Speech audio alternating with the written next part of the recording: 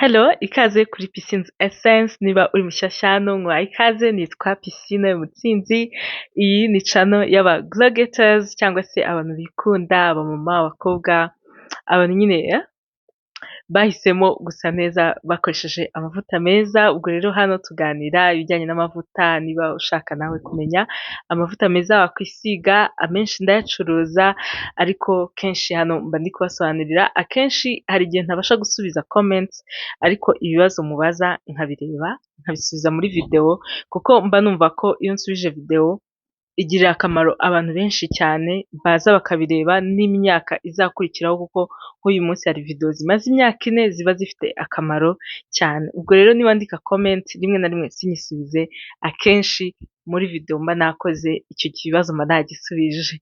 Mwakaze rero, please ukore subscribe niba ushaka kuba umwe mu ba glow getters, ukazajya ukurikira ibi biganiro byiza bijyanye no gusa neza no kwiyitaho ku bamama, ku bakobwa, ariko nabonye hari n'abagabo basubscribinze, so please welcome. Uyu munsi murabona ko ndi kuyaga rero. Ubundi kenshi ni gutya ngenda ku manywa, abenshi niba twarahuye murabizi, ntabwo nkunze kwisiga makeup, mba nakarabye nkisiga sunscreen hanyuma nkigendera, kandi nkabona ndasa neza, kubera ko nyine uruhu rwanjye nakoze urugendo rwo kurwitaho, bigeraho nyine numva ahandi ngira ya confidence yo kuvuga ngo nta kibazo nagenda, si ngombwa ko nisiga makeup. Rero hari igihe tumaze igihe tuvuga skin care routine, nkoresha serum, nkoresha sunscreen, nkoresha iki, naje gusanga hari abantu batazi ibyo ari byo. Mu by'ukuri numvaga igihe kinini maze nsobanura amavuta, buri muntu wese yumva akamaro ka sunscreen, buri muntu wese yumva icyo serum zimaze, cyangwa se lotion cyangwa moisturizer, nyine ibintu bitandukanye abantu bakoresha ku ruhu. Actually ntabwo ariko bimeze. Uyu munsi rero ndi gukaraba mu maso, nagerageje kurikodinga uburyo kwanza gukaraba mu maso bigenda, n'ukuntu cleanser zikurikirana. Double cleansing kwanza ni uburyo bwo gukaraba ugakuraho imyanda yose, bigezweho cyane. Hari abakoresha oil cleanser, ziba nziza cyane gukuraho makeup n'ibiki byose. Njyewe ntago nkoresha oil cleanser, nkoresha cleanser ya CeraVe hydrating cream to foam. Nayishyize muri rindi cupa kubera iyindi nayihaye umushuti wanjye, so nsigarana nyine iyo mu gacupa nasutse mu kandi gacupa, ariko ni hydrating cream to foam ya CeraVe. Niyo step ya mbere nkoresha, naba nisize makeup, naba nagize gute, niyo cleanser nyine nkoresha. Ubwo rero ngiye kubashyiraho clip y'ukuntu ndagenda mbashyiraho clip uko mbavugisha y'ukuntu nakarabye. Mbanza nyine iyo cleanser ya CeraVe, hanyuma double cleansing nyine ni ukuvuga gukoresha cleanser ebyiri. Hari n'igihe iyo ntafite iyindi cleanser ushobora gukoresha cleanser imwe ariko nkayikoresha inshuro ebyiri, aho mba numva ko imyanda ya mbere nayikuyeho n'iya kabiri, nyine uruhu rugerageza kuba neza. Ushobora kuba uri kuvuga ati rero kubera iki ubundi double cleansing, skin care routine? Hari ibintu abantu bavuga cyane nyine ugasanga kubera iki mu maso umuntu agomba kwisiga amavuta 5, kubera iki umuntu agomba kwita ku ruhu rwo mu maso kurusha ahandi, ese kubera iki uruhu rwo mu maso amavuta yo ku mubiri atisigwa mu maso? Reka wenda mbere yo kubabwira ibya double cleansing n'ibiki byose, mpera aho ngaho. Uruhu rwo mu maso ni uruhu rworoshye, ntabwo rumeze nk'urw'ahandi. Aha ngaha ntabwo hameze nk'aha ngaha. Ni ukuvuga ngo uruhu rwo mu maso kwanza ni ruto, ruri thin, rurananutse, ntabwo rubyibushye, ntabwo rufite épaisseur nini, rurananutse kurusha urw'aha ngaha. Gukomereka hano ninoshe, ntabwo ibi ngibi ndi gukora ntabwo nshobora kubikora hano, hahita hacika. Uruhu rwo mu maso nyine ruba rworoshye, niko ruteye. Ikindi rugira imyenge myinshi isa nk'ifunguye, kubera ko rufite sebaceous glands, cyangwa se sinzi ukuntu nabyita, utuntu nyine dukora aya mavuta, n'utu twenge twinshi, ni nk'utwobo dusohora nyine imyanda twinshi. Uzarebe kenshi no kubira ibyuya mu maso birihuta. Ubwo rero ibyo bituma udukoko dutera ibiheri, bacterie zitera acne, dukurira muri utwo twenge. Muri turiya twenge haba harimo amavuta, abenshi niyo mpamvu abantu bagira pores bakunze kugira oily skin, kubera ko amavuta asohokeramo cyane. udukoko rero dutera ibiheri natwo dukuriramo kuko haba harimo ama dead skin cells, nkunda kuvuga dead cells kubera kugira ngo dukoreshe exfoliant ni amavuta cyangwa se ikintu icyo ari cyo cyose kigufasha gukuraho izo dead cells zikavaho nyine kugira ngo uruhu rube rushyashya. Ubwo rero iyo myanda kubera ko iba iri muri utwo twenge amabacterie, utwo dukoko turakura nyine ni nk'ibiryo byabo, irakura ugasanga ufite bacterie nyinshi zitari ngombwa za acne. Mu by'ukuri hari bacterie nziza cyangwa se microbiome ziba zigomba kubaho kugira ngo ziprotege uruhu, zice izo mbi, ariko ntabwo ziba zihagije. Rero iyo utasukuye neza urwo ruhu ngo ukuremo iyo myanda, ayo mabacterie mabi arakura nyine akaba yagutera ibiheri, akaba yagutera uruhu rumeze nabi, nyine hari ibintu byinshi cyane ubona ukabona uruhu rw'umuntu ntabwo rukeye pe, akenshi ni ukubera iyo mpamvu. Ikindi uruhu rwo mu maso rurexpose, nka hano akenshi iyo imbeho ije cyangwa ikintu icyo ari cyo cyose urifubika, uruhu rwo mu maso nta na rimwe kuva uvutse kugeza ushaje ruba rurexpose, nyine ntabwo tugira ibintu byo gupfuka mu maso ngo tugende. Bivuze ngo rero environmental factors, umuyaga, umwuka murabizi kuba wanduye akenshi, hari ibintu byinshi byanduza ikirere, ibyo byose rero biraza byose bikaza mu maso, niyo mpamvu uruhu rwo mu maso rukunze kugira ibyo bibazo byose. Ubwo rero bikaba ariyo mpamvu wenda dukoresha ama antioxidant nka vitamine C, vitamine E n'ibindi. Vitamine E ntabwo ndayibabwira, nzababwira vuba aha cyane. Ni ama antioxidant arinda uruhu kwangizwa n'ibyo bintu duhura nabyo kubera ko uruhu rwo mu maso ruba rurangaye. Ikindi navuga, rusaza vuba kubera izuba riri mu bintu bya mbere bisazisha uruhu, rero uruhu rwo mu maso nyine ruhura n'izuba umunsi ku wundi, niyo mpamvu rusaza vuba. Ubwo rero ibyo birasobanura impamvu ukoresha cleanser kugira ngo yinjire muri niyo mpamvu dukoresha aya mavuta ari active, kuko aba arimo wenda salicylic acid cyangwa ikindi kintu kigenda kikinjira muri ya myanda kigakuramo kikayineutraliza. Ni ukuvuga ngo ni ukuvuga ngo uruhu rugira pH ni potential of hydrogen I think, ni uburyo, ni mesure acidité cyangwa se uburyo uruhu ruri basic, how do I say mu kinyarwanda simbizi, ariko hari base na acide ku bantu bize chimie cyangwa se ndumva ari ibintu twize nko muri tronc, base acide. Iyo pH iri hasi bivuze ko hari acide nyinshi, iyo pH iri hejuru kandi aba ari base nyinshi. Ubwo rero biba bisaba ngo uruhu rugire pH iri balanced. Ugasanga rero amavuta dukoresha cyangwa amasabune n'ibiki byose aragenda akajya ku ruhu rusanzwe rutari balanced kubera ibyo twahuye nabyo, imyanda ibiki byose. Noneho wenda ugasanga niba ukoresha ama acid menshi, hari nk'abantu banyereka amasabune 5 n'amavuta menshi cyane, ugasanga niba narakoze video mvuga kuri La Roche Posay, yaragiye aha retinol, aha Effaclar Duo, agura ibintu nyine byinshi cyane byose akabikoresha ku ruhu rwe. Icyo gihe urimo kwangiza pH y'uruhu rwawe, ugasanga wenda rubaye basic cyane cyangwa se rubaye acidic cyane. Akenshi iyo ruri acidic rukunze kuba sensitive, rukarwara ibiheri cyangwa se rukagira ibindi bintu nyine byinshi, urumva skin barrier uba wamaze kuyangiza.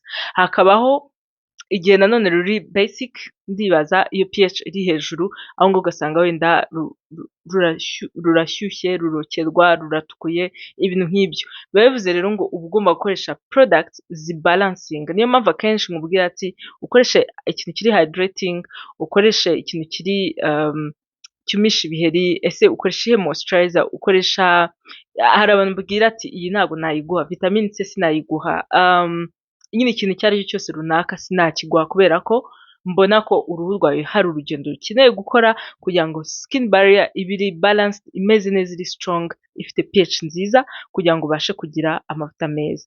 Ubwo rero ninsobanura amavuta, wenda ushobora kuvuga ati nabonye piscine muri skin care routine ye akoresha ibi n'ibi, nanjye nibyo ngiye kugura. Impamvu tugira skin care routine ni ukuvuga ngo umunsi ku wundi ikintu ukoresha, ni uko wowe ubwawe n'uruhu rwawe hari ikintu kijyanye n'uruhu rwawe cya buri munsi gitandukanye n'uruhu rwanjye. Niyo mpamvu nanone n'amavuta yo ku mubiri uruhu amavuta usiga aha, amavuta usiga ku birenge ntago wayasiga mu maso pe, biba bitandukanye kuko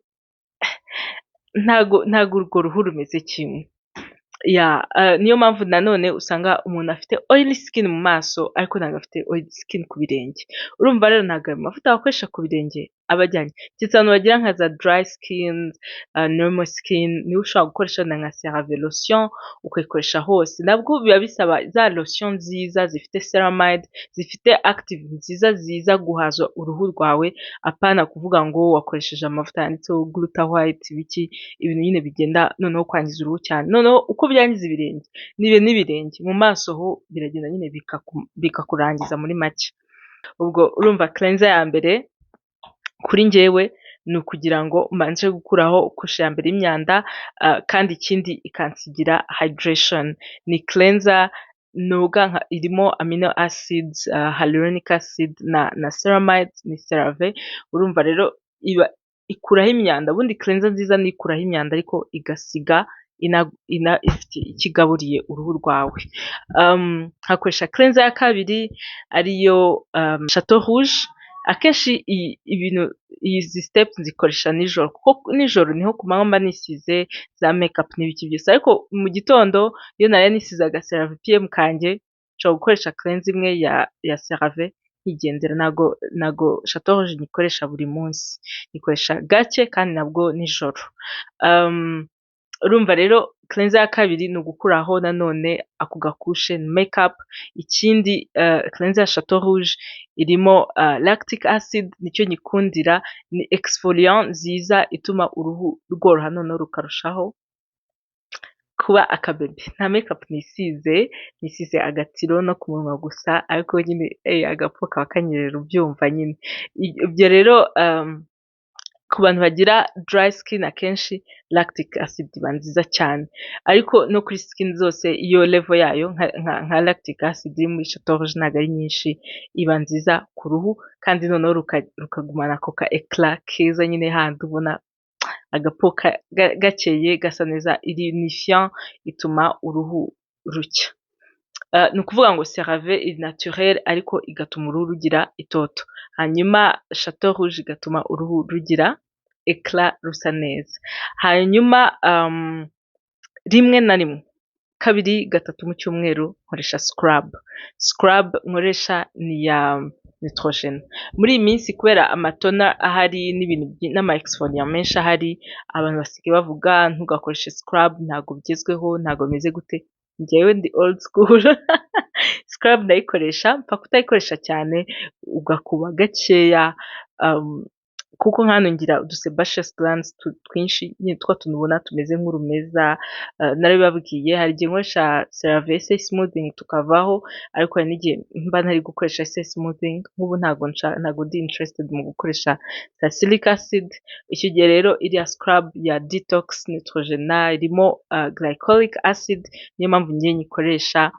Glycolic acid nzayibasobanurira nayo ubwayo, ni exfoliant nziza cyane cyane kuri combination skin, iba nziza cyane, ikadetoxinga kandi igatuma po yanjye iguma iri uniform, idafite ama dead cells, idafite n'ibyo bintu byo kudasa. Akenshi glycolic acid kabisa ku bantu bakunze kwirabura nka hano kuri kino gice, murabizi ko nabyo hari igihe usanga hyperpigmentation iri hano na hano. Akenshi hano vitamin C irakora, hano glycolic acid it's the best. Urumva rero iyo balance ngiye kuri njye niyo mba nkeneye.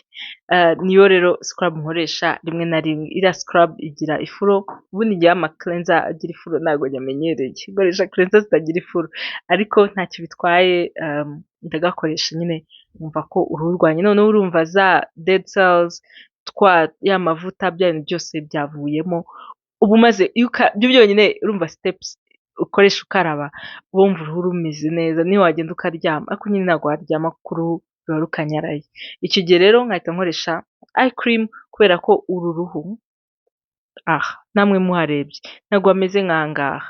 Hano hari ukuntu hameze gutya, aha ngaha hari ukuntu hameze gutya, haranoroshye cyane, hashobora gutukura, hashobora kugira gute. Ni byiza gukoresha eye cream, nyine niyo igenewe hano ku maso. Hari igihe mba ndifite ya CeraVe, ubu ngubu ndi gukoresha Sebamed. CeraVe zarashize, ibintu byanjye ntabwo biraza, I'm crying. ariko mfite izindi eye cream z'abantu bafite imyaka yiyongereye nk'iza retinol zirahari, zituma iminkanyari ya hano ishira, hari izirimo vitamine C zituma hano abantu birabura bishira, njyewe uruhu rwanjye ruri uniform rumeze neza, kera hano hari hirabuye ariko byarashize, aha ngaha byo biri normal, ni ukubera ko uruhu nyine rwegeranye, so hagomba kuba hahindutsemo, ntabwo ari ibintu nkeneye gukesha. Ubwo rero Sebamed ku muntu ukiri mutoya, udafite iminkanyari, udafite ikibazo na kimwe ku munsi y'amaso, ni eye cream nziza rwose.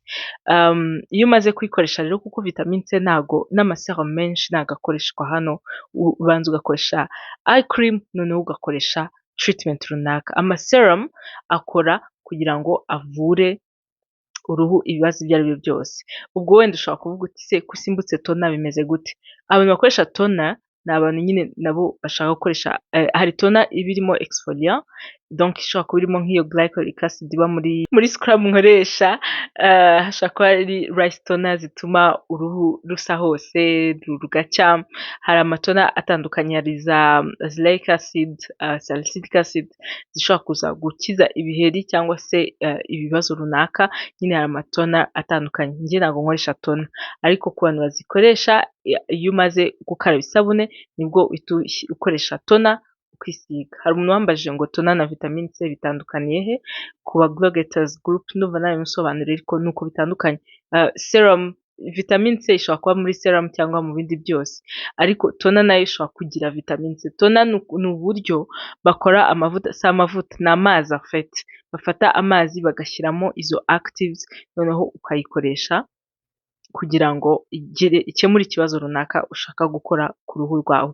Hari ibindi bintu bisigaye bigezweho byitwa essence birenduka, mukunze kubibona, hari snail missing essence, hari bean essence, izo zose ndazigira iyo umuntu akeneye boosting hydration. Hari abantu bagira skin ashaka ko nyine iba glass, iba karahuri, hari n'abantu baba bafite uruhu ruri dry cyane ashaka ngo arugaburire, icyo gihe essence nayo nicyo ishinzwe, iraza ikagaburira uruhu rwawe, igategura uruhu rwawe kugira ngo ubashe kurusiga serum cyangwa ibindi byose. Njyewe rero kubera ko skin yanjye iri acne prone, ntago nkoresha steps nyinshi, icyo nkora ndacleansinga, hanyuma ubu ngubu nibwo nsigaye nkoresha vitamine C, mbere nta nubwo nayikoreshaga nkashyiraho moisturizer yanjye nkagenda. Ariko tona ku bantu bashaka kubalansinga pH, hari amatona meza, abantu bashaka gukira ibiheri, hari tona zibikora, ariko akenshi moisturizer niyo ibikonta cyane, kubera ko moisturizer iyo yattracting amabacterie, nk'abantu bisiga nyine za body lotion mu maso, za vaseline n'ibindi, hari igihe nyine ibyo wakora byose uruhu uba wafunze pores, utwenge wamaze gusukura wadufunze, icyo gihe biba bigoye cyane ko uruhu warurinda cyangwa se warumeza neza. Ubwo nari ngeze hehe? Kwisiga serum. Maze kwisiga eye cream nibwo nisiga serum, kugira ngo nababwiye ko serum ya vitamine C irinda, nari mfite ama free radicals cyane, nyine kwa kundi ibyo bintu byose nabwiye, umuyaga, ibiki byose biza bikangiza uruhu, izuba, ukabona uruhu ntago nzi ukuntu nabivuga, rumeze nabi pe. Niko uruhu rwanjye nakoreshaga CeraVe, nkoresha ibiki byose, ariko nkabona hari akantu kabura. Ubu ngubu mbona ko byashize, ibyo bintu iyo bivuyeho urabona uruhu ruragenda rugacya, rukanyerera, ukabona ko nyine rumeze neza, kuko hari indwara runaka cyangwa ikintu kibi warukuyeho. Vitamine C nicyo ngewe imfasha, igatuma uruhu rwanjye nyine rusa neza. Hanyuma rero serum ziba zoroshye, ntabwo ziba zikomeye nka moisturizer, ku buryo iyo uyisize, hari igihe nka hano nashushukaga, kubera ko nyine maze iminsi nisiga serum ya CeraVe, nkahita nisiga sunscreen. Ubwo rero hari igihe iyo mbona bimeze gutyo, maze kwisiga serum ndenzaho moisturizer, aga CeraVe PM. Narababwiye ko CeraVe PM njyewe kuva ngitangiye it's heaven, irandutira AM nakoresheje imyaka 2, irandutira lotion na creme, kubera ko uruhu rwanjye ruri combination, sometimes ruba oily, ariko combination to normal biterwa ngira ngo n'amasezo, nk'ubu ngubu mu gihe cy'izuba hari igihe ruba dry, bigasaba rero ko nyine menya ikijyanye narwo, ariko nk'iyi routine namaze gufata en tout cas irankorera, ubwo nkarenzaho moisturizer rero ni amavuta nyine, amavuta asanzwe, moisturizer yawe niba ari Vaseline I am so sorry I'm so sorry keretse niba ufite uruhu ruri normal bikabije, kuko ubundi ugomba kuba ufite moisturizer nziza ijyanye n'uruhu rwawe. Rero nkanjye nkoresha CeraVe PM, ariko abantu bakoresha moisturizer zitandukanye, hyaluronic acid, nyine bitewe n'ikintu ukeneye muri moisturizer yawe. Mfite ama face moisturizer menshi cyane, nicyo kintu cya mbere nibandaho kuko manzi ko abantu bafite impu zitandukanye. Face moisturizer, serum ni ibintu bya mbere. Hari serum igukiza ibiheri, ikurinda gusaza, ituma uruhu rusa hose rusa neza, ituma uruhu runyerera. Hari serum zitandukanye zikemura ibibazo bitandukanye. Icyo kintu ngiye kukigarukaho. Toner na serum biratandukanye, byose bimeze nk'amazi, ariko hari serums bijya kumera nka gel. Ya CeraVe imeze ukuntu nka gel, vitamine C na retinol ya CeraVe ari ukuntu ijya kumera nk'aka gel, ariko hakaba amaserum ameze nk'utuzi nka Cosrx, vitamine C yayo imeze nk'utuzi, iroroha cyane. Urumva wafashe uruhu warukarabye rumeze neza, twenge turasukuye, iyo usize agaserum gahita kinjiramo neza mu ruhu kakajya gukora ibyo kakora kurusha moisturizer n'ibindi byose. Niyo mpamvu akenshi serum zihenda, ko iba iri concentré cyane kandi ikaba iri direct, nyine irasa ku ntego. Yego, toner ikaba ari utuzi bakora bagashyiramo actives kugira ngo nayo ikemure ibibazo ibyo ari byose. Ibyo rero icyo nababwira nuko aya mavuta yose ni active, ni amavuta arimo ingredients zikora zimeze nk'imiti. Ubwo rero bayashyira mu buryo butandukanye, hari ibyo bakora nka creme, hari ibyo bakora nka gel, hari ibyo bakora nka serum, hari ibyo bakora nka toner, hari ibyo bakora nka essence. Icyo bitandukaniye ni uburyo physically biteye, wenda n'urugero rwa active bashyizemo. Nka serum ikaba iri concentré wenda kurusha essence cyangwa kurusha moisturizer. Akenshi usanga agacupa ka moisturizer ari kanini kurusha aka serum, kubera iyo mpamvu nyine, ko moisturizer bashobora gushyiramo wenda nka base, amazi, ibiki byose bigatuma itubuka, bagashyiramo izo active zose, n'amatona ugasanga ari menshi, ariko serum ikaba iri very very concentrated kugira ngo ize ikuvure ibintu byose igomba kukuvura. Iyo urangije gukoresha rero moisturizer uhita ukoresha sunscreen. Ni ikintu cyangombwa. Nanjye uguma mu nzu umva ni gake cyane ngewe njya ku zuba, niyo ngiye ku zuba ngenda n'umutaka, cyangwa se nkisiga kushe ebyiri za sunscreen, ariko n'ubundi sunscreen ni ngombwa cyane. Umuntu utisiga sunscreen uruhu rwe arimo ararwangiza. Uzaba ufite imyaka 60 bagira ngo ufite 80 kubera kutisiga sunscreen nyine, noneho umva ni ibintu bibi cyane. None iyo wisiga nka hydroquinone, éclaircissant cyangwa andi mavuta utisiga sunscreen, uba urimo kwiyica, literally uba uri kwiyanga. Ubwo rero nabasobanuriye uko ibyo bintu byose bikoreshwa: cleanser, exfoliant, moisturizer, serum, moisturizer na sunscreen. Bivuze mu magambo y'icyongereza, ariko wenda mu kinyarwanda ni isabune, scrub ntabwo nzi ibyo ari byo, ni nk'icyangwe ngira ngo ahari. Hanyuma serum ni umuti muri make, moisturizer amavuta nyine wisiga, hanyuma hakajyaho sunscreen irinda izuba. Murakoze cyane, tuva ngerageje gutanga iyo message neza, kugira ngo ubutaha nzajya nkuturaho ibyo bigambo ngo ukoresha essence, ukoresha serum, ukoresha ibiki ati ni igiki. Hari umuntu uhita unsubiza ngo ni igiki, ngavuga se wa mugani ni igiki.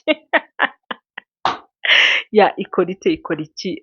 Iyo mvuze rero retinol nkavuga niacinamide, nkavuga vitamine C, izo ngizo akenshi zikunda kuza mu bwoko bwa serum kugira ngo ikore vuba, ariko kandi habaho amavuta wenda akozwemo ibyo ngibyo, ariko akenshi amavuta akunze kuba aje ku hydrating, to seal in the moisture.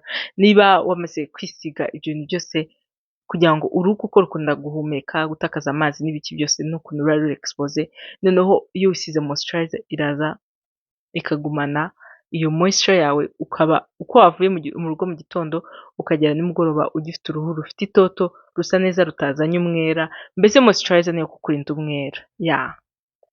Thank you so much, please mukore subscribe, mwibuke kugura izi products zose zirahari, wigs zirahari, amavuta arahari, dukora deliveries mu ntara, muri Kigali, ntago dufite iduka, dukorera online. Yes, ndakunda cyane Glow Getters, mbitayeho muri iyi minsi sibyo? Ariko ni kubera urukundo munkunda, muramotiva, iyo mbonye akanya nkaruhuka mbasha kubasubiza. Gukoresha actives n'urugendo pe, ntago ari nka ka kavuta ugenda ukagura rimwe wakisiga ugahita ubona arakeye mu cyumweru kimwe, ariko mu by'ukuri kaje gafata ya skin barrier gakuraho pH, gakuraho, noneho wowe ukajya ubona urakeye ufite akahu kanyerera, ariko mu by'ukuri ni ishashi. Ntago ari ngombwa. Ndakunda rero, bye.